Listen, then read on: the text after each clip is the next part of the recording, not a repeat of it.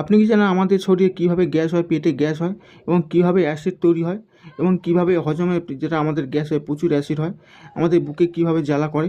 Acid উপরের দিকে এলে বুক জ্বালা করে, সেটা অনেকেই জানে। বুক জ্বালা বা অ্যাসিডটি গলা জ্বালা করে, সেটা সমস্যা হতে পারে, গলা জ্বালা করে, সেটা অনেকেই হয়। এটা কী জন্য হয়, কেমন হয়, সেটা বিস্তারিত বলবো।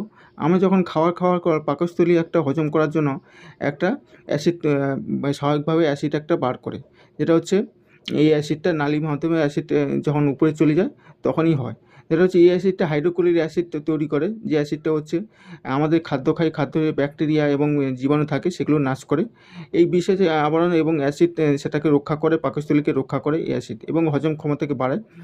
এবং কিন্তু পাকস্থলী যখন বেশি হয়ে যায়, যখন অ্যাসিড তৈরি হয়ে যায় এবং যে খাদ্যনালীর দিকে চলে যায়, তখনই সেটা বুক জ্বালা করে এবং খাদ্যনালীর যেটা হচ্ছে নালী থাকে সেখানে বুক জ্বালা করে।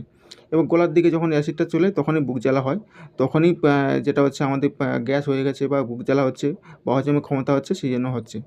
এর কারণগুলো বিস্তারিত বলছি, কী জন্য হয়, খাদ্যনালীর দিকে চলে যায় এবং কী জন্য হতে পারে। খাদ্যনালীর ভালভ এবং লোয়ার থাকে, যেটা হচ্ছে এই লোয়ারটা যখন দেখা যাচ্ছে যেটা আছে ঠিকমতো বন্ধ না থাকার কারণে, যেটা হচ্ছে ওখানে উপর দিকে চলে যায় একবারে অনেক খাবার খাওয়ার জন্য। কী জন্য হয়, অনেক খাবার খাওয়ার জন্য বা অতিরিক্ত যেটা তেল জাতীয় খাবার, চর্বি জাতীয় খাবার, যেটা খাওয়ার কারণে অতিরিক্ত খাবার, এবং যেটা হচ্ছে মেন শোয়ার কাছাকাছি খাওয়া, যে শোয়ার আগে খাওয়া, মানে খেয়ে দিয়ে যেটা হচ্ছে অনেক সময় শুয়ে যায়, সেটা হচ্ছে হজম ক্ষমতা করে না। এবং যেটা হচ্ছে মেন সমস্যা হচ্ছে খাবার সমস্যা, কফি এবং এগুলো যে দেখা চকলেট জাতীয় খাবার, যেগুলো দেখা যাচ্ছে ঝাল জাতীয় খাবার, যেগুলো বেশি ঝাল বা টক জাতীয় খাবার, সেগুলো অ্যাসিড করে দেয়। এবং নির্দিষ্ট সময়ে যেটা হচ্ছে না খাওয়া, এবং মানুষের অ্যাসিডিটি উপসর্গ যেটা অনেক সময় হয়, বাড়তেও পারে, অতিরিক্ত হতে পারে।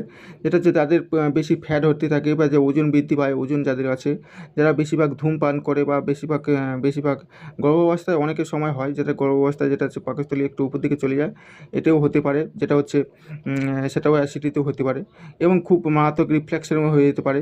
এরপর তাই ছোটো ছোটো খাবার খান, দিনে 3 থেকে 5 থেকে 6 বার খান, কিন্তু খাওয়ার পরে সজাগভাবে থাকুন এবং একটু খাওয়ার পরে হাঁটাচলা করুন। এই ব্যক্তিগতভাবে টিকা জাতীয় খাবার যেগুলো এড়িয়ে চলুন, এবং যেগুলো উপকারী খাবার সেগুলো যেগুলো হচ্ছে বেশি হয়, যদি বেশি হয় তখন হচ্ছে আপনি কোনো চিকিৎসকের পরামর্শ নিন, যাতে ঘোট গিলতে বা হচ্ছে বুক জ্বালা প্রচুর হচ্ছে, তখন বেশি উপসর্গ হলে, তাহলে পাশাপাশি ডাক্তারের পরামর্শ নিন। ভালো ডাক্তারের, ডাক্তারের পরামর্শ নিন এবং পরামর্শ নিয়ে ওখানে দেখান। এবং বিভিন্ন টেস্টের মাধ্যমে এগুলো দেখা যায়, এবং কী জন্য গ্যাস হচ্ছে তা জানুন। এবং বিভিন্ন পরিমাণে যেখানে অনেক সময় ডাক্তারের অনুমতি গিয়ে স্টোরে গিয়ে গ্যাস টেস্ট না খেয়ে